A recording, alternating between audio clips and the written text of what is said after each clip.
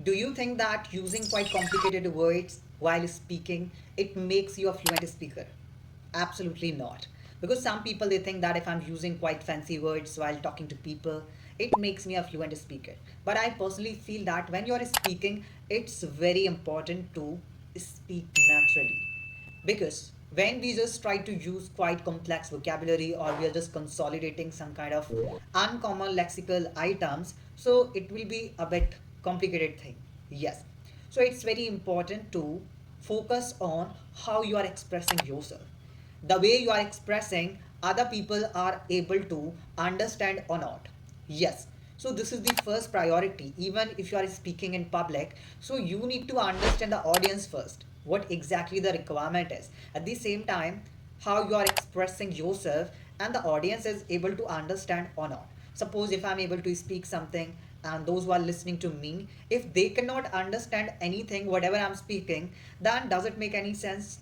Whatever the speech that I'm giving, there is no sense. So we need to prioritize our message or expression. Am I able to express myself in the way that they can understand?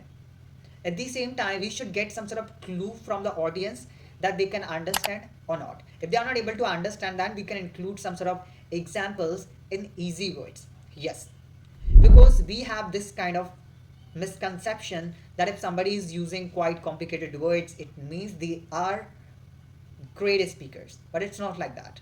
Yes. So this is the thing that we need to maintain. Apart from that, here I'm gonna include one more thing. Some people they think that if I'm gonna learn 10 to 15 words every day, then this is gonna help me to recall all the things, but it's not reality.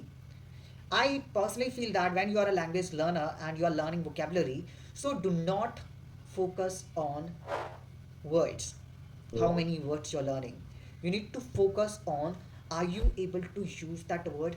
Are you able to utilize that particular vocabulary in your real life conversation or not?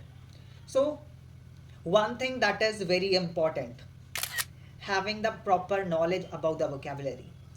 Okay, it's fine if you are using quite complicated words, but in a natural flow. If you know some sort of words, so just try to use them naturally according to the requirement. And if you know the word, but if you don't know in which situation I can use it, so somehow this is gonna break your fluency, and somehow your fluency is going to be hampered, which is not good. Let me share one more problem that is creating problem in your English language learning journey. When we speak on a specific topic, at that time we make a lot of mistakes, because if I'm talking to you in general or I'm confabulating with you casually, so you can speak very well, but when I give you the topic, you cannot continue with that because you don't know about that topic. So it's very important to generate the ideas. Yes. So what you need to do, how you can generate ideas, so you just need to think two things about that. For instance, let's take the same example. Why is it important to learn English? So you need to think only just two ideas. If you are a beginner, do not think much. So you can first think career opportunities. It means clearing the interview. Okay. Secondly, survive in English language country. For instance, US, Australia, and all something like that. If you want to move there. So now, how you can begin your answer? So, firstly, you need to include the topic statement. You can say there are several reasons behind learning this language, something like that. There are many reasons to learn English, and it's very important. Or you can also say it's very important to learn English because. When we are giving reasons, so we can use the conjunction because, right? So, this is the simple one which you can use. It's very important to learn English because. Then you need to include one idea. So, what is the first idea? That was career opportunities.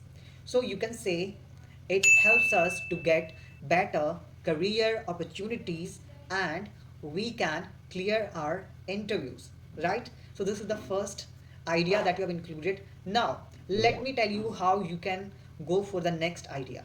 So, when you are including the next idea, so you can use a different conjunction or you can also use discourse markers. Yes, so you can use additionally. Here you are including additional information. So you can use additionally. You can say additionally, it also helps us to connect with the global world. Yes.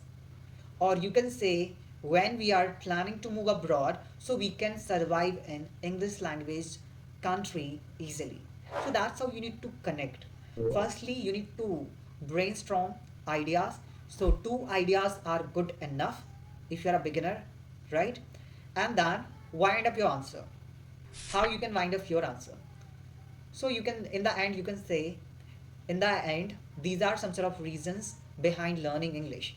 Or you can say, in this way, English plays a vital role in our day to day life. So this is your ending statement.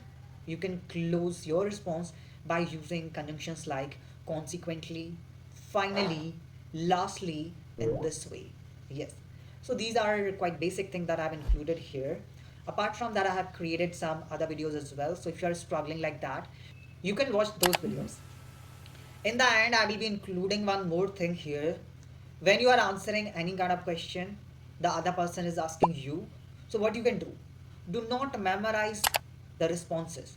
Whatever the response that I gave, you do not need to use the same. What you can do, you can take some sort of phrases, okay, and then you can make changes according to the requirements. So these are some sort of things that I mentioned in today's video, and I hope that this little information is gonna help you tackle all those problems which you're facing. Till then, keep learning and keep enhancing yourself. Wish you good luck, and if you're facing any kind of problem, feel free to put your comment in the chat section below. I would love to respond. Take care.